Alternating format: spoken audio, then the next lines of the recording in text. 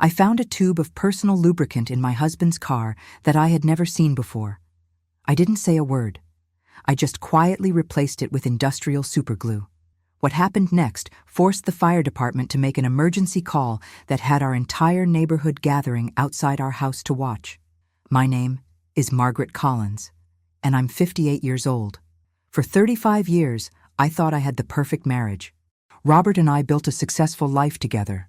I ran a thriving catering business. He worked as a financial advisor, and we lived in a beautiful house in the kind of neighborhood where everyone knew each other. Robert was the kind of husband other women envied. He brought me flowers on random Tuesdays, remembered our anniversary every year, and still opened car doors for me like we were newlyweds. But 3 months ago, I started noticing small changes. He was going to the gym more often. He bought new clothes without me. He started taking phone calls in private.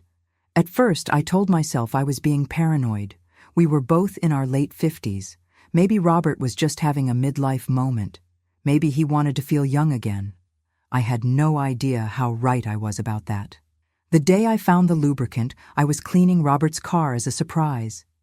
He had been working late every night for weeks, and I thought a clean car would be a nice gesture. That's when I opened the glove compartment and found it. A tube of expensive personal lubricant, barely used, hidden behind his insurance papers. Robert and I hadn't been intimate in months. He always said he was too tired, too stressed from work. So what was he using this for? I sat in that car for 20 minutes, holding that tube, feeling my perfect world crumble around me. But instead of confronting him, instead of crying or screaming or demanding answers, I did something else entirely. I drove to the hardware store and bought a tube of industrial-strength clear adhesive, the kind that bonds permanently within seconds. Then I went home, carefully emptied the lubricant tube, and filled it with glue. I put it back exactly where I found it and waited. What happened 2 days later was so spectacularly humiliating for Robert that it's still talked about in our neighborhood. The fire chief called it the most unusual rescue situation he'd encountered in 20 years. And by the time it was over, everyone in town knew exactly what kind of man my husband really was. The first sign something was wrong came 6 months earlier, but I dismissed it at the time. Robert started going to the gym. This was a man who hadn't exercised voluntarily since college, who complained about walking upstairs, who said gyms were for people with too much time on their hands. Suddenly, at 59 years old, he was going to the gym every Tuesday and Thursday evening. "It's good for my heart," he said when I asked about it. "Dr. Martinez said I need to get in better shape." I should have called Dr. Martinez to ask when he had recommended this sudden fitness routine. I should have asked why Robert was suddenly concerned about his health after years of ignoring it. But I didn't. Instead, I was happy. My husband was taking care of himself. Maybe we'd have more active years together. Then came the new clothes. Robert had worn the same style of clothing for decades. Conservative suits for work, polo shirts and khakis for weekends. His idea of fashion was choosing between navy blue and black. But he started coming home with shopping bags from stores I'd never seen him enter. Fitted shirts that showed off his gym results, jeans that were more stylish than anything he'd owned, cologne that smelled nothing like the aftershave he'd used for 20 years. "Just updating my look a bit," he said, when I commented on a particularly trendy shirt. "I'm tired of looking like an old man." Again, I should have asked questions, but I thought it was sweet that Robert was trying to look good. Maybe he was doing it for me. I was such a fool. The phone calls started around the same time. Robert had always been open with his phone. It sat on the kitchen counter, unlocked, available for either of us to use. But suddenly, he was taking it everywhere. To the bathroom, to the garage, out to check the mail. And he was getting calls at strange times. "Robert, your phone is ringing," I'd call out when he was in the shower. "Just let it go to voicemail," he'd shout back. "It's probably a work thing." But when I glanced at the screen, the caller ID just said unknown or showed a number I didn't recognize. The late nights at the office became more frequent too. "Big client presentation coming up," Robert would say, grabbing his keys at 7 in the evening. "Might be working until midnight." He'd come home smelling like restaurant food instead of office coffee. His shirts would be wrinkled in a way that suggested he'd been sitting somewhere other than his desk chair. "How did the presentation go?" I'd ask the next morning. "Fine, good." The client was happy. But Robert was never specific about which client, what presentation, or what the project involved. One evening in March, I decided to surprise him at his office with dinner. I knew he'd been working late all week, and I thought bringing his favorite Chinese takeout would be a nice gesture. The parking garage at his building was nearly empty at 8 p.m. Robert's car wasn't there. I called his cell phone from the lobby. "Hi, honey, I'm at your office with dinner." "Where are you?" There was a pause, then background noise that sounded like a restaurant. "Oh, I'm still in the conference room with the Miller account team. We're working through some complex numbers. Should I bring the food up?" No. We'll probably be here for hours. I'll grab something with the team. Thanks for thinking of me, though." I hung up and stood in that empty lobby, holding bags of cooling Chinese food, knowing my husband had just lied to me. But I still didn't want to believe it. I drove home, ate dinner alone, and told myself there was a reasonable explanation. Maybe he was at a restaurant with clients. Maybe the meeting had moved locations. Maybe I had misunderstood something. That's when I started paying closer attention. Robert's credit card statements showed charges at restaurants I'd never been to, at times when he claimed to be working late. Hotel charges for afternoon meetings that supposedly lasted until midnight. Purchases at stores in parts of town he had no business being in. When I asked about these charges, Robert always had explanations. "The Riverside Inn? Oh, that was a lunch meeting with the Johnsons. They wanted somewhere quiet to discuss their retirement planning. Victoria's Secret? I was buying you a surprise. Don't spoil it by asking too many questions." But I never got any surprise from Victoria's Secret, and the Johnsons were out of town in March when that restaurant charge appeared. The final piece of evidence came when I was doing laundry. In the pocket of Robert's gym shorts, I found a receipt from a pharmacy. Not our usual pharmacy, one across town that I'd never been to. The receipt was for condoms and massage oil. We hadn't used condoms in 20 years. Robert had gotten a vasectomy when we decided not to have children. I sat on our bed, holding that receipt, feeling the last of my denial crumble away. My husband was having an affair. But with whom? And for how long? And what was I going to do about it? That night, while Robert slept peacefully beside me, I made a decision. I wasn't going to confront him. I wasn't going to cry or beg or ask for explanations. I was going to find out exactly what was going on, gather evidence, and then make Robert face the consequences of his choices in the most humiliating way possible. If he wanted to sneak around behind my back, he was going to learn what happened when his secrets were exposed in the most public way imaginable. I just had no idea how public it was going to get. The next morning, I started my investigation. I called Robert's office and asked to speak with him, knowing he hadn't left for work yet. "I'm sorry, Mrs. Collins, but Mr. Collins isn't in today. He's at an off-site meeting with clients." "Oh, which clients? I might need to reach him." "I'm not sure. He just said he'd be out of the office until after lunch." Robert was still in our bedroom, getting dressed for his supposed day at the office. I hung up and waited for him to come downstairs. "Big day today?" I asked as he grabbed his coffee. "Same old stuff.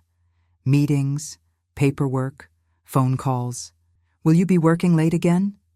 "Probably. You know how it is." After he left, I did something I'd never done in 35 years of marriage. I followed him.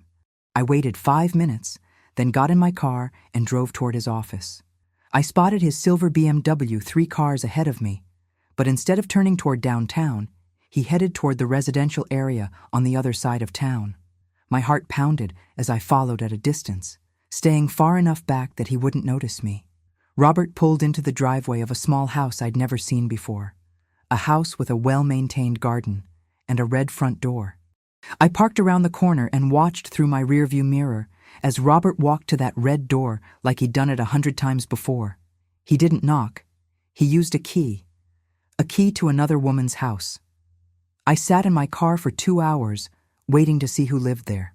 At 11:30, the door opened, and Robert emerged with a woman I recognized. Lisa Henderson, our neighbor's 25-year-old daughter. Lisa, who had babysat for families in our neighborhood. Lisa, who worked as a dental hygienist and lived in the small house her grandmother had left her. Lisa, who was younger than our marriage. I watched Robert kiss her goodbye on her front porch, in broad daylight, like he didn't care who saw them. Then, he got in his car and drove to his office, probably to create an alibi for where he'd been all morning. That afternoon, I went to see a private investigator. Stephen Murphy had been recommended by my lawyer years ago when we needed background checks for catering staff. He was discreet, thorough, and expensive. "Mrs. Collins, I hate these cases," he said after I explained the situation. "But you're smart to get documentation before you make any decisions. How long will it take?" "Give me 2 weeks. I'll have photos, video, financial records, everything you need." 2 weeks felt like forever, but I knew I needed to be patient. While I waited for Stephen's report, I started documenting everything myself. Robert's lies about his whereabouts, his credit card charges, his strange behavior. I also started planning my revenge. If Robert wanted to humiliate me by cheating with a woman young enough to be our daughter, I was going to humiliate him right back. But I was going to do it in a way he'd never recover from. The idea came to me when I found that lubricant in his car. Robert was planning to use it with Lisa, probably in our house while I was supposed to be out of town for a catering conference. What if his romantic afternoon became a medical emergency instead? What if his secret affair became the talk of the entire neighborhood? What if Robert's midlife crisis ended up being the most embarrassing moment of his life? I started researching industrial adhesives, looking for something that would bond quickly but could be safely removed by medical professionals. I wasn't trying to permanently hurt anyone. I just wanted to create a situation so mortifying that Robert would never be able to show his face in our neighborhood again. And I wanted Lisa to understand exactly what happens when you mess with another woman's husband. By the time Stephen called with his preliminary report, I had everything figured out. "Mrs. Collins, I have bad news. Your husband is definitely having an affair, and it's been going on for at least 8 months. 8 months? The woman is Lisa Henderson, age 25. They meet at her house most Tuesday and Thursday afternoons, and sometimes on weekends when you're out of town. 8 months. While I was building my catering business, planning our future retirement, believing we had a solid marriage, Robert had been sneaking around with a woman barely out of college. There's more," Stephen continued. "Your husband has been spending significant money on this relationship. Hotels, restaurants, gifts, travel. I estimate he's spent about $15,000 of your joint money on the affair. $15,000. Money I had earned catering weddings and corporate events, money we had saved for our retirement, money Robert had been spending on his girlfriend." "I'll have the full report ready by Friday," Stephen said. "But Mrs. Collins, I have to ask, what are you planning to do with this information?" "I'm going to make sure everyone knows exactly what kind of man Robert Collins really is. Just be careful. Revenge can backfire. Don't worry, Mr. Murphy. What I have planned is going to be perfectly legal and absolutely devastating." After I hung up, I sat in my kitchen and finalized my plan. Robert thought he was so clever, sneaking around, lying to my face, spending our money on his young girlfriend. He had no idea that his next romantic afternoon was going to become the most humiliating experience of his life. Stephen Murphy's full report arrived on a Friday afternoon. I spread the photographs and documents across my dining room table like evidence in a courtroom case. The photos were devastating. Robert and Lisa entering her house together on multiple occasions. Robert's car parked in her driveway during his supposed work hours. The two of them kissing on her back patio. Robert leaving her house with his shirt untucked and his hair messy. But the financial records were even worse. Stephen had tracked Robert's spending over the past 8 months. Hotel rooms at the Marriott downtown, always afternoon check-ins, always paid for with our joint credit card, dinners at expensive restaurants I'd never been to, purchases at jewelry stores, lingerie shops, and high-end boutiques. "Your husband has been living a double life," Stephen's report concluded. "This isn't a casual affair. He's been maintaining a full relationship with Miss Henderson, including regular dates, overnight trips, and expensive gifts. I studied a photograph of Robert and Lisa at a restaurant, holding hands across the table, looking at each other like teenagers in love. Robert was wearing the new shirt I had complimented him on just last week. The shirt he'd bought for dates with another woman. But the most damaging evidence was on the final page of Stephen's report. Robert had opened a separate bank account that I didn't know about. An account where he'd been depositing money from our joint savings, small amounts at first, then larger sums over time. $25,000 had been moved from our retirement fund into Robert's secret account. Money that had been spent on hotels, gifts, and weekends away with Lisa. The account shows regular withdrawals matching expenses related to the affair, Stephen had noted. Your husband has essentially been financing his relationship with your joint assets. I sat at that dining room table, surrounded by evidence of my husband's betrayal, and felt something cold and hard settle in my chest. This wasn't just an affair. This was theft. Robert had been stealing from our future to pay for his midlife fantasy. I called Stephen immediately. Mr. Murphy, I need you to do something else for me. I need to know their exact schedule. When they meet, where they go, how long they stay together. Mrs. Collins, what are you planning? I'm planning to catch them in the act, and I want there to be witnesses. Stephen was quiet for a moment. Mrs. Collins, I have to advise against any kind of confrontation. These situations can become dangerous. I'm not planning to confront them physically. I'm planning something much more effective. What do you mean? I told him about the lubricant I'd found in Robert's car and my plan to replace it with adhesive. Mrs. Collins, I can't be involved in anything that could cause injury. No one will be injured. The adhesive I bought can be dissolved with warm water and soap. It's used in theatrical special effects, but it creates a temporary bond that would require professional help to separate safely. Stephen was still hesitant. What's your end goal here? My end goal is for Robert to understand that actions have consequences. He wants to sneak around behind my back? Fine. But he's going to face those consequences publicly. You're talking about deliberate humiliation. I'm talking about natural consequences. If Robert chooses to have an affair, and he chooses to bring that affair into my house, then he needs to understand what happens when his choices become visible to others. Stephen agreed to continue surveillance for one more week to establish Robert and Lisa's exact patterns. What he discovered was even more infuriating than I'd expected.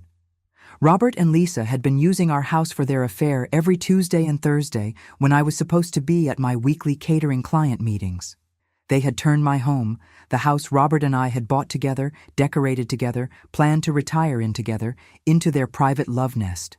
They arrive at your house around 2 p.m., Stephen reported.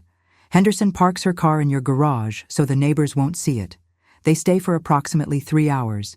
Then she leaves through the back door and walks through the adjacent property to avoid being seen from the street.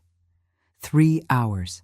While I was working to build our catering business, earning money for our future, Robert was entertaining his girlfriend in our bedroom.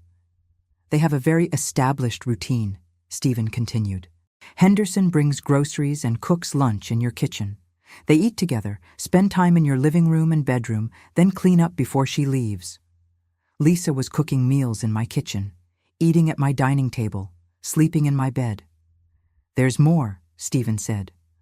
I observed them going through your personal belongings. Henderson was looking at your jewelry, trying on some of your clothes, using your bathroom products. My jewelry. My clothes. This woman wasn't just sleeping with my husband, she was playing house with him, using my possessions like props in their romantic fantasy. When does this usually happen? I asked. Every Tuesday and Thursday from 2 to 5 p.m., like clockwork. And Robert tells me he's working late on Tuesdays and Thursdays. He goes to his office after Henderson leaves, probably to establish an alibi. Then he comes home and tells you he's been working all day. I thanked Stephen and hung up, then sat in my kitchen planning the most satisfying revenge of my life. Robert thought he was so clever, using my absence to turn our home into his private playground. He had no idea that I knew about his Tuesday and Thursday routine, but I was going to use that routine against him. Next Tuesday, I was supposed to be at a catering consultation until 6 p.m. Robert would expect me to be gone for the entire afternoon, giving him and Lisa plenty of time for their romantic rendezvous. Instead, I was going to cancel my appointment and come home early. but not too early. I wanted to give them time to get comfortable, to use the lubricant I'd replaced with adhesive, to find themselves in a situation they couldn't easily escape from. Then I was going to call for help. Emergency services would arrive to find Robert and Lisa in the most embarrassing situation possible. The paramedics would have to separate them professionally and discreetly, but word would spread through our small town like wildfire. Robert wanted a young girlfriend? He was going to get the humiliation that came with being a foolish old man who couldn't satisfy his wife and had to chase women young enough to be his daughter. Lisa wanted to play house with a married man. She was going to learn what happened when you mess with someone else's husband, and I was going to watch it all unfold from the front row. I spent the weekend perfecting my plan. I researched the adhesive I'd bought, confirming that it could be safely removed by medical professionals. I practiced my shocked, concerned wife act for when the paramedics arrived. I even prepared a statement for the inevitable police questions about how such an accident could have occurred. I have no idea how industrial adhesive could have gotten mixed up with personal lubricant, I would say. Maybe Robert bought the wrong product by mistake? You know how men are with reading labels. By Monday evening, everything was ready. The lubricant tube in Robert's car had been replaced with my special mixture. I had confirmed that Robert planned to work late on Tuesday, which meant he would be available for his usual afternoon appointment with Lisa. I had canceled my catering consultation and arranged to be unexpectedly free to come home early. All I had to do was wait for Tuesday afternoon and let Robert's own choices destroy his reputation. But Monday night, Robert surprised me with an unexpected conversation. "Margaret, I've been thinking about our marriage lately." I looked up from my book, trying to appear casual. "What about it?" "I think we've gotten into a rut. We don't spend time together like we used to. We don't talk about our dreams anymore." The irony was breathtaking. Robert was lamenting our distance while planning to cheat on me in our house the next afternoon. "What do you think we should do about that?" I asked. "Maybe we should take a vacation. Just the two of us, somewhere romantic, where we can reconnect." "That sounds wonderful. When were you thinking?" "Soon. Maybe next month. I feel like we're drifting apart, and I don't want to lose what we have." I nodded and smiled, playing the part of the loving wife who still believed in our marriage. "I'd like that, Robert. I'd like that very much." But inside I was thinking, tomorrow afternoon you're going to lose everything anyway.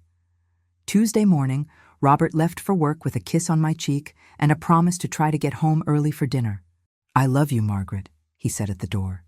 "I love you too," I replied.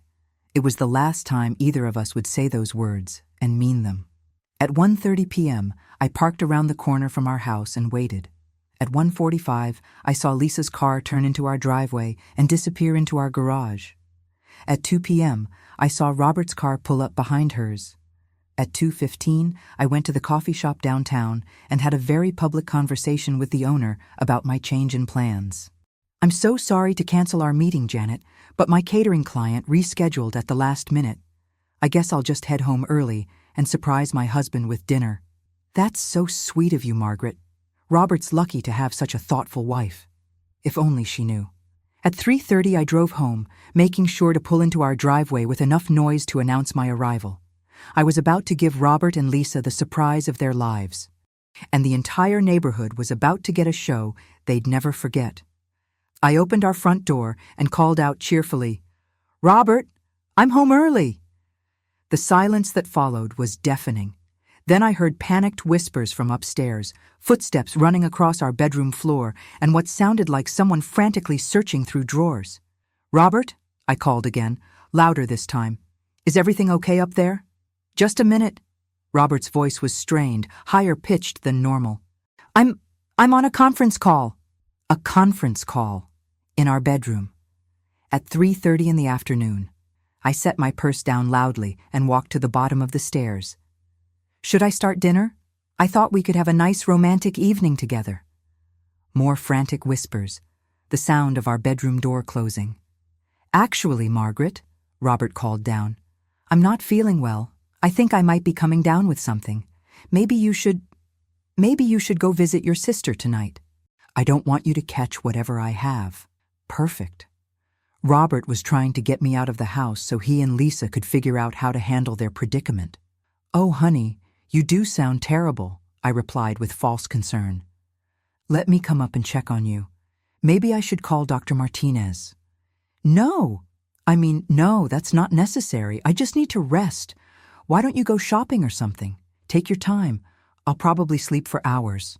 I could hear Lisa's voice in the background, though I couldn't make out the words. She sounded upset. "Robert, I'm coming up to bring you some tea," I announced. I waited at the bottom of the stairs for exactly 30 seconds, then picked up our landline phone and dialed 911. 911, what's your emergency? "Hi, this is Margaret Collins at 847 Maple Street. I think there might be a medical emergency at my house. My husband is upstairs and seems to be in distress, but he won't let me help him. He's making strange noises and sounds like he might be injured." "What kind of noises, ma'am?" "Like he's stuck somehow.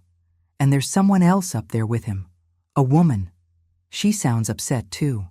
"Are they conscious and breathing?" "Yes, but they seem to be unable to move properly. I'm worried they might have been exposed to something toxic, or maybe they've been injured somehow. Ma'am, we're sending paramedics and fire rescue to your location. Please stay on the line and don't enter the room until help arrives." "Should I call for police too? I don't understand what's happening up there." "We'll send a police unit as well, just to be safe." I hung up and waited exactly 2 minutes before calling up the stairs again. "Robert? I've called for help. The paramedics are on their way." The response was immediate and panicked. "You called what?" Robert's voice cracked. "Margaret, cancel that call right now." "I can't cancel it, honey. I'm worried about you. Just hold on. Help is coming." "Margaret, listen to me very carefully. Do not let anyone come up here." "Why not?" "Robert, what's wrong?" I heard Lisa's voice more clearly now, and she was crying. "We're stuck," she sobbed. "We can't move. Something's wrong with the... Oh God, this is so embarrassing." I pretended to be confused. "Robert, who is that? Is someone up there with you?" Silence. "Robert? Who is in our bedroom?" More silence, then Robert's defeated voice. It's Lisa Henderson. We were..." "You were what?" "We were having an affair, Margaret. And now we're physically stuck together. The lubricant, something was wrong with it. It turned into some kind of glue." I let the shock and hurt fill my voice. "An affair? In our house? In our bed?" "Margaret, I can explain everything, but right now we need help. We can't separate ourselves and This is a medical emergency." "How long has this been going on?" 8 months, Lisa sobbed. "I'm so sorry, Mrs. Collins. We never meant for you to find out like this." 8 months, in my house, in my bed, while I was working to support our future. "The paramedics will be here soon," I said, my voice cold now. "I'm going to wait downstairs." "Margaret, please. Can you ask them to be discreet?" "Discreet? Robert, you've been cheating on me for 8 months, spending our retirement money on another woman, and using our house as your personal hotel. I don't think discreet is really an option anymore." I walked downstairs and opened our front door, then sat on the porch to wait for the emergency vehicles. At 3:52 p.m., the first fire truck arrived, followed immediately by an ambulance and 2 police cars. By 3:55, half our neighborhood was standing on the sidewalk, watching paramedics and firefighters file into our house, carrying specialized equipment. "What's happening, Margaret?" asked Mrs. Peterson from next door. "Is Robert okay?" "I don't know," I replied, perfectly truthful. "There seems to be some kind of situation upstairs." The fire captain approached me after conferring with his team. "Mrs. Collins, we have an unusual situation here. Your husband and another individual appear to be physically bonded together. We're going to need to bring in specialized equipment to separate them safely." "Bonded together? What does that mean?" "It appears they came into contact with some kind of industrial adhesive. We'll need about an hour to dissolve the bond safely. This is not something we see very often." Mrs. Peterson's eyes widened. "Industrial adhesive? How did that happen?" The fire captain looked uncomfortable. "We're still investigating the circumstances." More neighbors had gathered by now, The entire street could see the emergency vehicles in our driveway, and everyone was speculating about what could possibly require both fire rescue and paramedics. "Is that Lisa Henderson's car in your garage?" asked Mr. Johnson from across the street. I looked surprised. "Lisa Henderson? What would she be doing here?" The fire captain cleared his throat. "Ma'am, Miss Henderson is the other individual who requires assistance." You could have heard a pin drop on Maple Street. Mrs. Peterson's hand flew to her mouth. "Lisa Henderson is stuck to Robert? How is that even possible?" "We're working to resolve the situation as quickly and safely as possible," the fire captain said diplomatically. But the damage was done. 20 neighbors now knew that Lisa Henderson was in my house, physically attached to my husband, requiring emergency services to separate them. The rumors were going to spread through our town like wildfire. At 4:15, I heard voices coming from our bedroom window. "Can you please hurry?" Lisa was pleading. "People are watching from outside." "We're working as fast as we can, miss," a paramedic replied. "But we have to be careful not to cause injury. This adhesive is industrial strength." "How did industrial adhesive get mixed up with personal lubricant?" asked another voice. "We don't know," Robert answered. "It must have been some kind of mistake." "Sir, this appears to be deliberate. Someone replaced the contents of this tube with a bonding agent." Robert was quiet for a long moment. Then, "Margaret, sir, my wife, she must have found out about the affair. Are you saying your wife deliberately caused this situation?" I don't know. Maybe. She's been acting strange lately." I was impressed that Robert had figured it out so quickly, but it was too late to matter now. At 4:30, the paramedics successfully separated Robert and Lisa using a special solvent and careful medical procedures. At 4:45, they were both wheeled out of our house on gurneys, covered in sheets, and loaded into separate ambulances. The entire neighborhood watched as my cheating husband and his young girlfriend were taken to the hospital for medical evaluation and documentation of their embarrassing predicament. As the ambulances drove away, Mrs. Peterson turned to me with wide eyes. "Margaret, did you know about the affair?" "I suspected something was wrong," I replied honestly. "But I never imagined it would end like this. How do you think industrial adhesive got mixed up with, you know?" I shrugged. "I have no idea. Maybe Robert bought the wrong product by mistake. You know how men are with reading labels carefully." The police officer who had been taking notes approached me. "Mrs. Collins, we'll need to ask you some questions about today's events." "Of course, officer. I'll do whatever I can to help." "Do you have any idea how industrial adhesive could have ended up in your husband's personal belongings?" "None at all. I don't even know what industrial adhesive looks like." "Is it possible Robert picked up the wrong product at the store? He's been very distracted lately. When did you last see your husband before coming home today?" "This morning when he left for work. He said he'd try to come home early for dinner." "And you had no idea Miss Henderson was in your house?" "Absolutely not. I was shocked to discover she was here. I still don't understand what was happening." The police officer made more notes. "Mrs. Collins, this appears to be an accident, but we'll need to complete our investigation. Please don't leave town without notifying us." "Of course not." "Will Robert and Lisa be okay?" "They'll be fine. Embarrassed, but fine." As the police cars pulled away and the neighbors slowly dispersed, I sat on my porch and enjoyed the most satisfying moment of my 58 years. Robert's affair was now public knowledge throughout our town. By tomorrow, everyone would know that Robert Collins had been caught cheating with Lisa Henderson in the most humiliating way possible. There was no way to recover from this kind of public embarrassment. My cheating husband's reputation was destroyed forever. And it was all his own fault. I spent that evening alone in our house, sitting in the living room where Robert and Lisa had been playing house for months. At 8 p.m., my phone rang. It was Robert, calling from the hospital. "Margaret, we need to talk." "I imagine we do. Can you come to the hospital?" "I'll be discharged soon, and we need to discuss what happened." "What happened, Robert, is that you got caught cheating in our bed with a woman young enough to be our daughter." "About that." "How did you know?" "I've known for weeks. I hired a private investigator. I have photographs, financial records, everything." Robert was quiet for a long moment. So you did replace the lubricant with glue. I replaced it with theatrical adhesive. It's designed to be safely removable. I wasn't trying to hurt anyone, just create consequences. Consequences? Margaret, half the town saw us being wheeled out on stretchers. Good. Maybe now everyone knows what kind of man you really are. Look, I know you're angry. Angry doesn't begin to cover it, Robert.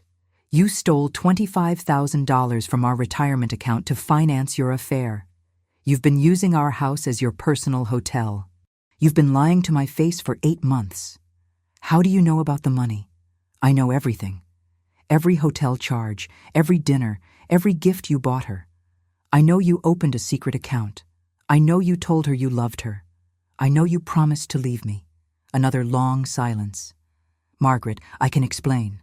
Explain what? That you fell in love with someone else? That you decided to throw away 35 years of marriage for a dental hygienist who's closer to your daughter's age than yours? It's not what you think. It's exactly what I think. You had a midlife crisis, and instead of talking to me about it, you decided to solve it by cheating. Robert's voice broke. I didn't mean for it to happen. But you meant for it to continue. For 8 months. In our house. Spending our money. Can you just come to the hospital so we can talk about this in person? No. You can take a taxi home. But Robert, understand this. You are not welcome in our house anymore. Margaret, don't be ridiculous. It's my house too. Actually, it's not. I bought this house with money from my catering business before we got married. You've been living here as my guest for 35 years. I had never reminded Robert of this fact before. We had always treated the house as ours, even though legally it was mine. You can't kick me out of my own home. Watch me. Your clothes will be packed and waiting on the front porch. Don't come inside. Margaret, please, let's try to work this out. I'll end things with Lisa. We can go to counseling. Robert, the entire town just watched you and your girlfriend get separated by firefighters. There is no working this out. I hung up and immediately called a locksmith. By 10 p.m., our locks were changed, and Robert's belongings were packed in suitcases on the front porch. At 10:30, a taxi pulled into our driveway. I watched through the window as Robert got out slowly, looking around nervously at the neighbors' houses. Word had already spread, and several people were watching from their windows. Robert walked up to the front door and tried his key. When it didn't work, he knocked. Margaret, open the door. I opened it but left the chain latch engaged. Your things are right there. Take them and go. Where am I supposed to go? That's not my problem anymore. Maybe Lisa will let you stay at her place. You two seemed pretty attached earlier. Margaret, this is insane. You can't lock me out of my own house over one mistake. One mistake? Robert, you've been cheating for 8 months. You stole our money. You brought another woman into our bed. That's not one mistake. That's a pattern of betrayal. I'm not leaving. This is my home. Then I'll call the police and have you removed for trespassing. I started to close the door, but Robert pushed against it. Margaret, wait, I love you. I know I made mistakes, but I love you. If you loved me, you wouldn't have been having an affair. It didn't mean anything. Lisa was just... She made me feel young again. It was stupid, but it wasn't real love. Tell that to the $25,000 you spent on her. I'll pay it back. With what money? As of tomorrow morning, I'm removing you from all our joint accounts. You can't do that. Actually, I can. They're in my name primarily because of my business. You've been listed as an authorized user, but I can revoke that authorization any time. Robert stared at me through the gap in the door. Margaret, you're destroying our entire life over this. No, Robert, you destroyed our life when you decided to cheat. I'm just cleaning up the mess. What about our marriage? What about 35 years together? What about them? You threw all of that away when you started sleeping with Lisa Henderson. It was just sex, Margaret. It didn't mean anything. It meant enough for you to steal our money and lie to me for 8 months. Robert tried a different approach. Margaret, I'm 59 years old. Where am I supposed to go? What am I supposed to do? The same thing any cheating husband does. Find an apartment, get a lawyer, and live with the consequences of your choices. Please, just let me come inside so we can talk about this rationally. Rationally? There's nothing rational about any of this. You want to talk? Call me tomorrow, from wherever you're staying. I closed the door and locked it, then watched through the peephole as Robert stood on the porch for several minutes, looking lost. Finally, he loaded his suitcases into the taxi and drove away. I had been married for 35 years. As of tonight, I was separated. The next morning brought a parade of visitors. At 8 a.m., Mrs. Peterson knocked on my door with coffee and pastries. "Margaret, honey, how are you holding up?" "I'm doing better than I expected." I can't believe Robert would do something like this. And with Lisa Henderson, that girl is young enough to be his daughter. Apparently, that was part of the appeal. The whole neighborhood is talking about it. People are saying you handled it brilliantly. I handled it the only way I could. At 9 a.m., my sister Claire called from 2 states away. "Margaret, I just heard what happened. Mrs. Johnson called her cousin, who lives near you. Is it true Robert was caught with another woman?" "It's true." "And they had to be separated by firefighters?" "Also true." "Oh my God, Margaret, I'm so sorry. Do you want me to come stay with you?" "I'm okay, Claire, really. I'm actually relieved that it's finally out in the open." "How long did you know?" "I suspected for months, but I only had proof for a couple weeks." "And you planned the glue thing?" "I planned for him to face consequences. I didn't plan for the entire neighborhood to witness it, but I'm not sorry it happened that way." "Good for you." Robert deserved whatever humiliation he got. At 10 a.m., Lisa Henderson's mother, Susan, knocked on my door. "Margaret, I need to apologize for my daughter, Mrs. Henderson. Lisa is 25 years old. She made her own choices. But she knew Robert was married. She knew you were a good woman. I raised her better than this. Where is Lisa now?" "She's at home, crying and refusing to come out of her room. She's embarrassed and ashamed." "She should be." "Margaret, I know this doesn't fix anything, but Lisa genuinely thought Robert was going to leave you. He told her your marriage was over, that you were just staying together for financial reasons. That's what married men always tell their girlfriends." She believed him. She's young and naive. She's old enough to know better than to have an affair with a married man. Susan Henderson nodded sadly. "You're right. I'm just sorry this happened to you. Mrs. Henderson, I appreciate you coming by. But Lisa made her choices, just like Robert made his. Now they both have to live with the consequences." At 11 a.m., Robert called. "Margaret, I stayed at a hotel last night, but I can't afford to keep doing that. Can we please discuss this like adults? Are you ending your relationship with Lisa?" "Yes, of course. It's over." "Good. That doesn't change anything between us, but it's the right thing to do. So can I come home?" "No?" "Margaret, be reasonable. I ended the affair. I'm willing to go to counseling. What more do you want?" "I want a divorce, Robert." "A divorce? Over one affair? Over 8 months of systematic lying, cheating, and stealing?" "Yes." "Margaret, we can work through this." "No, we can't. You didn't just cheat on me, Robert. You stole from me. You used our house as your private hotel.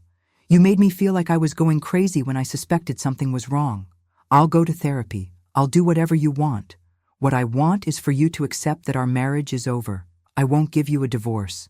Then I'll file for legal separation, and we'll do this the hard way. But either way, Robert, you're not coming back to this house." At noon, I drove to see a lawyer. Patricia Williams had handled the legal aspects of my catering business for years. She was smart, tough, and completely unsympathetic to cheating husbands. "Margaret, I heard about yesterday. The whole town is talking about it." I figured they would be. "You want to file for divorce?" "I want to file for divorce, and I want to protect my assets." Robert stole $25,000 from our retirement accounts to finance his affair. Patricia took notes as I explained the situation. The private investigator's report, the financial evidence, the 8 months of systematic deception. "This should be straightforward," she said when I finished. "You have documentation of adultery and financial mismanagement. Plus, the house is in your name only. What about alimony? Given the circumstances, I doubt Robert will be awarded any significant spousal support. He's employable, he chose to have an affair, and he misappropriated marital assets. How long will this take? In this state, 6 months minimum for an uncontested divorce. Longer if Robert fights it. He says he won't give me a divorce. He doesn't have a choice. You don't need his permission to end a marriage. I left Patricia's office feeling lighter than I had in months. For the first time in 8 months, I knew exactly what was happening in my life. No more lies, no more secrets, no more wondering what Robert was really doing when he claimed to be working late. My marriage was over, but my life was just beginning. That evening, I sat in my kitchen and called my catering clients to let them know about my change in circumstances. "Margaret, we heard what happened," said Janet from the coffee shop. "We're so sorry." "Don't be sorry, I'm free now." "Free? Free from wondering where my husband is. Free from worrying about our finances. Free from living with a liar." "You sound relieved?" "I am relieved. For the first time in months, I can breathe." The phone rang just as I was getting ready for bed. It was Robert again. "Margaret, I've been thinking about what you said. Maybe we should try a trial separation instead of divorce." "Robert, yesterday you were physically attached to another woman in our bedroom. There is no trial separation. There's just divorce. But I love you." "No, you don't. You love the idea of me. You love having someone to take care of you and support you while you chase younger women." "That's not true." "If it's not true, then why did you spend our retirement money on Lisa? Why did you lie to me every day for 8 months? Why did you use our house for your affair?" Robert couldn't answer. "Exactly," I said. "You don't love me, Robert. You just don't want to face the consequences of losing me. Margaret, please. Good night, Robert. Don't call here again unless it's about divorce proceedings." I hung up and unplugged the phone. Tomorrow, the real consequences of Robert's choices would begin, and I was going to enjoy watching every minute of his downfall. The next morning brought news that made Robert's situation even worse. At 8 a.m., my phone rang. It was Stephen Murphy, the private investigator. "Mrs. Collins, I thought you should know. The story about yesterday is spreading beyond your immediate neighborhood." "What do you mean?" "Someone recorded video of the ambulances and fire trucks at your house. It's been posted on social media with a caption about a cheating scandal gone wrong." "Video? Your neighbor across the street filmed the whole thing from his window. The video shows your husband and Lisa Henderson being wheeled out on stretchers, and there's audio of the paramedics explaining that they were bonded together by industrial adhesive." I pulled up Facebook on my laptop and searched for our address. Sure enough, there was a video with over 3,000 views and hundreds of comments. "OMG, this is the most embarrassing thing I've ever seen. Play with fire, get burned, or in this case, play with glue, get stuck. That's what happens when you cheat on your wife. I know these people. The husband's been cheating for months." The video was being shared across multiple social media platforms. Robert's affair wasn't just neighborhood gossip anymore. It was going viral. At 10 a.m., Robert called in a panic. "Margaret, you have to help me get this video taken down." "What video?" "Don't play dumb. The video of us being taken to the hospital. It's all over Facebook and Twitter." "I didn't post any video, Robert." "But you have to know about it. Everyone in town is sharing it." "I heard about it this morning." "Can't you call people and ask them to stop sharing it?" "Why would I do that?" "This is the natural consequence of having an affair, Robert. Actions have results." "Margaret, this is destroying my reputation." "Your affair already destroyed your reputation. The video is just making sure everyone knows about it." "My clients are calling to cancel appointments. My boss wants to meet with me about maintaining professional standards." "Maybe you should have thought about that before you started cheating." "Margaret, please, I'm begging you, help me fix this." "Robert, there is no fixing this. You made choices, and now you're living with the results. But the video makes it look like... Like what? Like you were having an affair and got caught? Because that's exactly what happened. It makes it look ridiculous, like some kind of comedy." "That's because it is ridiculous. A 59-year-old man sneaking around with a 25-year-old getting caught because he couldn't be bothered to check what he was putting on his equipment. It's absolutely ridiculous." "Margaret, I'm going to lose my job over this." "Then you should have been more careful about protecting your reputation. You did this on purpose. You planned for this to happen." I planned for you to face consequences. I didn't plan for someone to film it, but I'm not sorry they did. At noon, I got a call from Robert's boss at the financial planning firm. Mrs. Collins, this is David Martinez from Northwestern Financial. I'm sorry to bother you during this difficult time. It's no bother, Mr. Martinez. I'm calling because we've become aware of some unusual circumstances involving Robert. You mean his affair with Lisa Henderson? Among other things, yes. There's also the matter of this social media video that's circulating. What about it? Mrs. Collins, our firm has strict policies about employee conduct that might reflect poorly on our professional reputation. I understand. We're going to need Robert to take some time off while we review the situation. That seems reasonable. Will you let him know? We haven't been able to reach him directly. Mr. Martinez, I'm not responsible for communicating with Robert anymore. We're separated and filing for divorce. Oh, I see. Well, in that case, we'll keep trying to reach him directly. After I hung up, I realized that Robert's consequences were multiplying faster than either of us had anticipated. At 2 p.m., I drove to the grocery store and experienced firsthand how quickly news travels in a small town. Margaret, called out Mrs. Foster from the produce section. How are you holding up, dear? I'm doing well, actually. We saw the video online. I can't believe Robert would do something like that. People make their choices. And with Lisa Henderson, that girl should be ashamed of herself. At the checkout line, the cashier leaned forward conspiratorially. Mrs. Collins, I heard Robert's been suspended from work. Is that true? I wouldn't know. We're not living together anymore. Good for you. My husband saw that video and said you handled it perfectly. By the time I got home, I had been stopped by 7 different people who wanted to express their support or share their opinions about Robert's affair. The consensus was clear. Robert had humiliated himself, and everyone in town knew it. At 4 p.m., Lisa Henderson called me. Mrs. Collins, this is Lisa. I need to ask you something. Go ahead. Did you know that replacing the lubricant would cause what happened yesterday?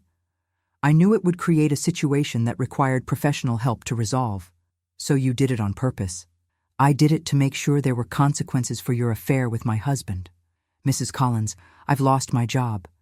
The dental office says having me there would be disruptive to the work environment. I'm sorry to hear that. Are you? Because you don't sound sorry. Lisa, you made a choice to have an affair with a married man. You made that choice for 8 months. Now you're experiencing the results of that choice. But I didn't know this would happen. You didn't know what would happen? I didn't know everyone in town would find out. I didn't know there would be videos. I didn't know I'd lose my job. Lisa, what did you think would happen if you got caught having an affair? I thought Robert would leave you and we'd be together. Did Robert tell you he was going to leave me? Yes. He said you two were just staying married for financial reasons. That was a lie. But he seemed so unhappy. He said you didn't understand him. Lisa, those are things every married man tells his girlfriend. They're not true. Lisa was crying now. Mrs. Collins, everyone in town is calling me a homewrecker. I can't go anywhere without people staring at me. Then maybe you've learned an important lesson about getting involved with married men. Could you maybe tell people that I didn't know Robert was happy in his marriage? That he lied to me too? Lisa, I'm not going to help rehabilitate your reputation. You made your choices. Now you get to live with them, just like Robert does. But it's not fair. He's the one who pursued me, and you're the one who said yes, for 8 months. After Lisa hung up, I sat in my kitchen thinking about how quickly everything had changed. 24 hours ago, I was a woman whose husband was secretly cheating on her. Now I was a woman whose cheating husband had become the laughingstock of our entire town, whose affair partner had lost her job, and whose revenge had gone viral on social media. I should have felt guilty about the extent of Robert's humiliation. Instead, I felt satisfied in a way I hadn't experienced in months. Robert had spent 8 months making me feel stupid, paranoid, and unloved. Now he knew exactly how it felt to be publicly humiliated. The difference was, he deserved it. The next few days brought a cascade of consequences that even I hadn't anticipated. By Thursday, The video of Robert and Lisa being wheeled out on stretchers had been viewed over 50,000 times across various social media platforms. Local news stations had picked up the story, running segments about unusual emergency calls without naming names, but everyone in town knew exactly who they were talking about. Robert's professional life collapsed completely. On Friday morning, David Martinez from Northwestern Financial called me again. "Mrs. Collins, I wanted to let you know that we've made a decision regarding Robert's employment." "Oh? We're terminating his contract effective immediately. The social media attention has made it impossible for him to maintain client relationships. I understand. Several of his biggest clients have specifically requested new advisors. They've cited concerns about judgment and professionalism. That seems reasonable. Mrs. Collins, I hope you understand this isn't personal. Robert was a decent employee for many years. But when someone's personal conduct becomes this public and this unusual, it affects our entire firm's reputation." After he hung up, I realized that Robert had lost not just his job, but his entire career. In our small town, no other financial firm would hire someone whose affair had gone viral in such a humiliating way. At 2 p.m., Robert called from what sounded like a bar. "Margaret, they fired me." I heard.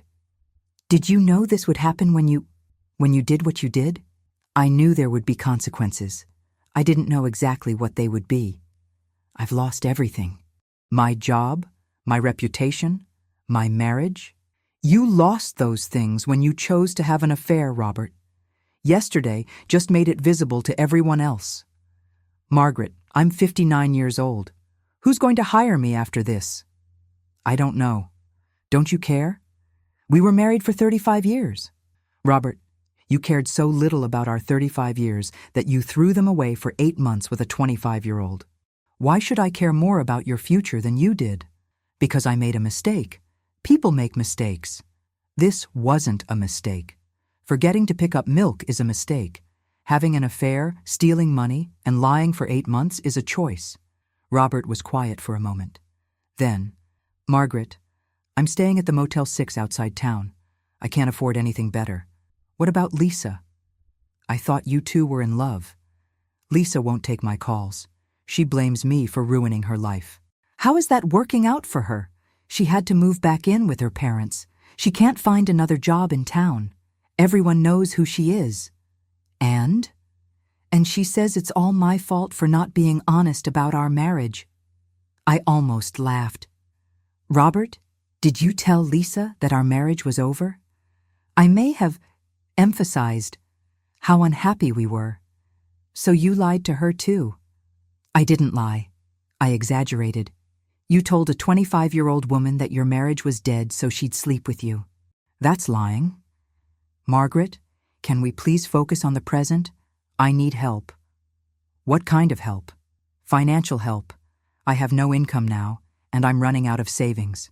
"Robert, you spent $25,000 of our money on your affair. You'll have to live with the financial consequences." "But where am I supposed to go? What am I supposed to do?" "The same thing any unemployed person does. Find a job, even if it's not the job you want." "Margaret, I'm a financial advisor with 20 years of experience. I can't just take any job." "Why not? Are you too good to work in retail or food service?" "That's not, those jobs don't pay enough to live on." "Then maybe you should have thought about that before you decided to risk your career for an affair." The conversation ended with Robert hanging up on me. That evening, I had dinner with my sister Claire, who had driven in from out of state to check on me. "Margaret, I have to say, you seem remarkably calm for someone whose marriage just exploded in the most public way possible." "I feel calm. For the first time in months, I'm not wondering what Robert is really doing or where he really is." "But aren't you sad? You were together for 35 years. "I'm sad about the man I thought I married. But I'm not sad about losing the man Robert actually turned out to be." "What do you mean?" "The Robert I thought I knew would never have cheated. He would never have stolen from our retirement fund. He would never have lied to my face for 8 months. So I'm not losing the man I loved. I'm finding out that man never existed." Claire nodded slowly. That's a very mature way to look at it. The alternative is to spend the rest of my life wondering what I did wrong, or how I could have prevented this. But I didn't do anything wrong, Claire. Robert made his choices, and now he's living with them. On Saturday, I received an unexpected visit from Lisa's mother, Susan Henderson. Margaret, I know you probably don't want to see me, but I need to talk to you about Lisa. What about her? She's not handling this well. She's barely eating, she won't leave her room, and she keeps talking about leaving town. Maybe leaving town would be best for everyone. Margaret, I know Lisa made terrible choices, but she's still my daughter, and I'm worried about her. Mrs. Henderson, what exactly do you want me to do? Could you maybe say something publicly about how Robert lied to her? About how he told her your marriage was over? Why would I do that? Because it might help people understand that Lisa was deceived too. I looked at Susan Henderson's worried face and felt a flicker of sympathy. But only a flicker. Mrs. Henderson, your daughter is 25 years old. She's old enough to know that married men lie to their girlfriends. She's old enough to know that having an affair has consequences. But she didn't know it would end up like this. Like what? With everyone finding out? Mrs. Henderson, that's always the risk when you have an affair. The only difference is that most affairs don't end with emergency services. Margaret, please. Lisa is talking about hurting herself. That got my attention. What do you mean? She says she can't live with the shame. She says everyone will always remember her as the woman who got stuck to a married man. I was quiet for a moment, weighing my words carefully. Mrs. Henderson, if Lisa is talking about harming herself, you need to get her professional help immediately. But I'm not responsible for her mental health, and I'm not going to help rebuild her reputation. I understand that, but maybe you could just not make things worse for her? I'm not making things worse for anyone. I'm just not making things better. What does that mean? It means I'm not going to lie to protect Lisa's feelings. She made her choices. Robert made his choices. Now they both get to live with the consequences. Susan Henderson left looking defeated. That evening, I called Patricia Williams, my lawyer, to update her on the latest developments. Margaret, this social media situation is actually good for our divorce case. It provides undeniable proof of adultery, and it shows the extent to which Robert's poor judgment affected his earning capacity. What do you mean? Robert's loss of employment is a direct result of his affair. That means we can argue that any reduction in his income is self-inflicted and shouldn't affect spousal support calculations. So he won't be able to claim he needs alimony because he lost his job? Exactly. He lost his job because of his affair, not because of the divorce. What about the money he stole from our retirement accounts? We'll demand full restitution plus interest. And given the circumstances, I think we'll get it. Even if he doesn't have the money, then his wages can be garnished until it's paid back in full. On Sunday, exactly 1 week after the incident, I drove past the Motel 6 where Robert was staying. His car was in the parking lot, and I could see him through the window of his ground floor room, sitting on the bed watching television. He looked older, smaller, defeated. For just a moment, I felt sorry for him. Then I remembered 8 months of lies, $25,000 stolen from our future, and the humiliation of finding out my husband was cheating with our neighbor's daughter. The sympathy passed quickly. Robert had made his bed. Now he was literally sleeping in it, at a cheap motel, unemployed and abandoned by the woman he'd risked everything for. Meanwhile, I was sleeping peacefully in our house, surrounded by friends and neighbors who supported me, with a thriving business and a future that belonged entirely to me. Justice, it turned out, was more satisfying than revenge. The following week brought news that Robert's consequences were becoming permanent. His professional license was under review by the state regulatory board. Several former clients were filing complaints about his lack of professional judgment. The story had spread to regional news outlets, making him essentially unemployable in the financial services industry. Lisa Henderson had indeed left town, moving to a city 3 hours away where nobody knew her story. Her mother told neighbors that Lisa was starting fresh somewhere new, and I was thriving. My catering business had actually grown since the divorce proceedings began. Apparently, my reputation for handling difficult situations with grace and determination had made me more popular than ever. Women throughout our town were calling me for catering services, saying they wanted to support a woman who didn't let anyone walk all over her. At 58 years old, I was single, financially independent, and free from the stress of wondering what my husband was really doing. Robert's affair had been the best thing that ever happened to me. I just wished it hadn't taken me 35 years to figure that out. 2 weeks after the divorce papers were filed, I received a phone call that surprised me. It was David Martinez from Northwestern Financial, Robert's former boss. "Mrs. Collins, I hope you don't mind me calling, but I have a business proposition for you." "What kind of proposition?" "Well, we've lost several clients since the Roberts situation, but interestingly, we've also had inquiries from potential new clients who specifically want to work with the woman who handled that cheating husband situation so well." "I'm not a financial advisor, Mr. Martinez." "No, but you are a successful business owner with an excellent reputation for problem solving. We were wondering if you'd consider a consulting position, helping us rebuild our client relationships." "What would that involve?"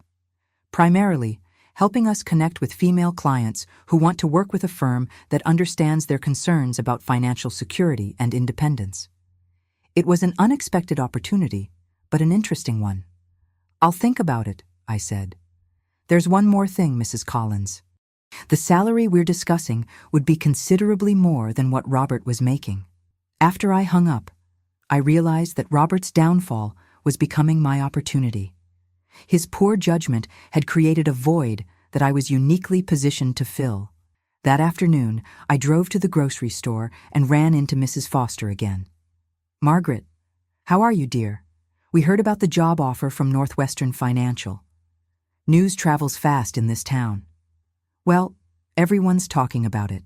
People are saying it serves Robert right that his wife is succeeding while he's—" She paused delicately. "While he's what?" "While he's working at the hardware store." "Robert is working at the hardware store?" "Oh yes, didn't you know? He started last week, part-time minimum wage. Mr. Thompson hired him out of pity, I think." I had to admit, the image of Robert, former successful financial advisor, working retail for minimum wage was deeply satisfying. "How is he handling the adjustment?" "Not well, from what I hear. He keeps complaining about the work being beneath him and asking customers if they know he's really a financial advisor. That must be awkward for everyone involved. Mr. Thompson is getting tired of it. Says Robert needs to accept his situation and stop acting like the job is temporary." That evening, I called Robert to discuss the divorce settlement terms. "Margaret, I heard about the job offer at Northwestern." "News travels fast. That should have been my position. I'm the one with the experience. You're the one who lost your job because of an affair. This is so unfair. You're benefiting from my mistakes." "Robert, I'm benefiting from my reputation. The reputation I built by running a successful business for 15 years and handling adversity with dignity. But if the affair hadn't happened, you'd still be employed and we'd still be married. But it did happen, and these are the consequences. Margaret, I'm living in a motel and working at a hardware store for $8 an hour. Don't you think I've been punished enough? I think you're experiencing the natural results of your choices. That's not punishment, Robert. That's life. Can't you at least put in a good word for me at Northwestern? Tell them I've learned my lesson. Robert, they fired you because your personal conduct became a liability. That hasn't changed just because you're sorry now. But I really am sorry. I know I made terrible mistakes. Being sorry doesn't undo the damage. Being sorry doesn't give you back your professional reputation. Being sorry doesn't erase the video of you being separated from your girlfriend by firefighters. Margaret, please, I'm desperate here. Then maybe you should focus on rebuilding your life instead of trying to get your old life back." "What do you mean?" "I mean, accept that you're starting over.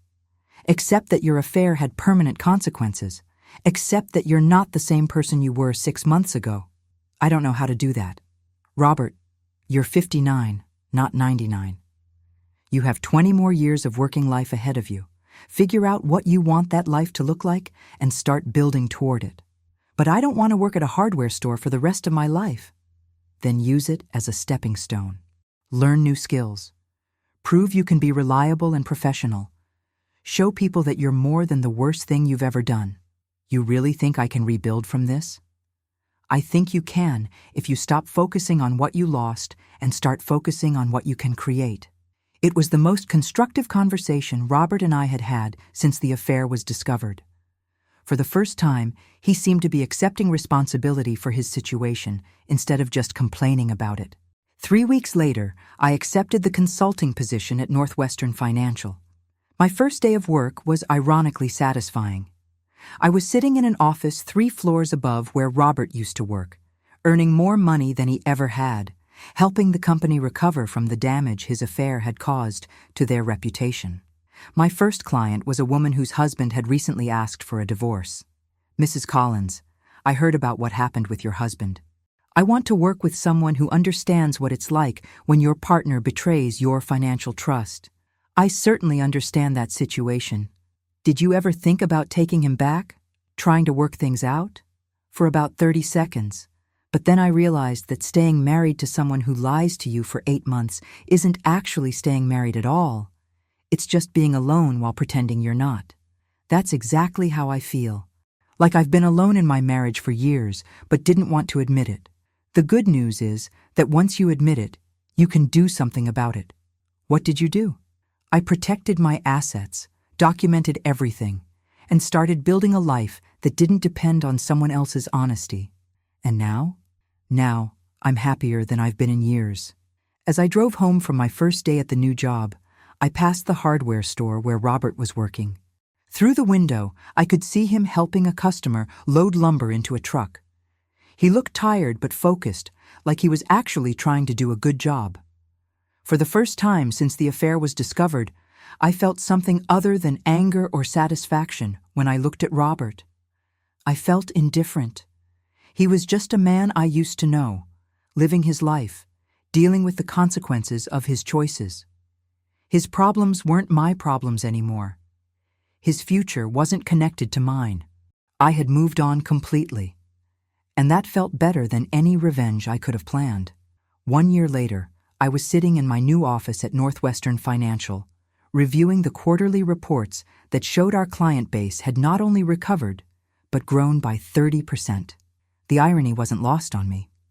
Robert's affair had destroyed his career, but launched mine into a completely new direction.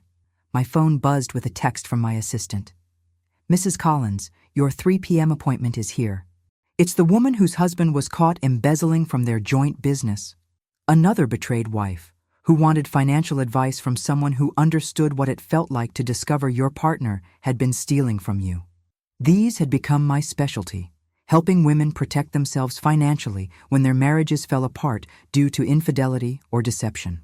As I walked to the conference room, I reflected on how much my life had changed. I was earning twice what Robert ever had. I owned my house outright. My catering business was still thriving as a side venture. At 59, I was more financially secure and personally fulfilled than I'd ever been. More importantly, I slept peacefully every night, never wondering where someone was or what they were really doing. Last month, I'd heard through the neighborhood gossip network that Robert had been promoted to assistant manager at the hardware store. He was apparently dating someone new, a divorced woman in her 40s who worked at the post office. I felt nothing when I heard this news. Not jealousy, not anger, not even curiosity about what she was like. Robert had become completely irrelevant to my life. That evening, as I was closing my office, Patricia Williams called with the final divorce decree. "Margaret, it's official. Your divorce is final as of today." How did the settlement turn out? Better than we hoped. Robert has to pay back the full $25,000 he took from your retirement accounts, plus interest, over the next 5 years. You keep the house, your business, and most of the other assets. He gets his car and his personal belongings. What about alimony? None. The judge ruled that Robert's loss of income was self-inflicted due to his affair, so there's no basis for spousal support. After 35 years of marriage, I was officially single, and I had never been happier. 6 months later, I was featured in a regional business magazine as Entrepreneur of the Year for my work helping Northwestern Financial rebuild their client base and for expanding my catering business into corporate consulting. The article mentioned my personal story only briefly. Collins transformed a personal crisis into professional opportunity, using her experience with financial betrayal to help other women protect their assets. That same week, I ran into Robert at the grocery store. "Margaret, you look successful."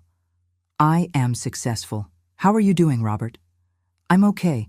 Still working at the store, but I got promoted again. I'm basically running the whole operation now." "That's good. I heard you're seeing someone." "Linda. She's nice. Uncomplicated." We stood there for a moment, two people who used to share everything, now making polite small talk like distant acquaintances. "Margaret, I want you to know, I know what I threw away. I know how stupid I was.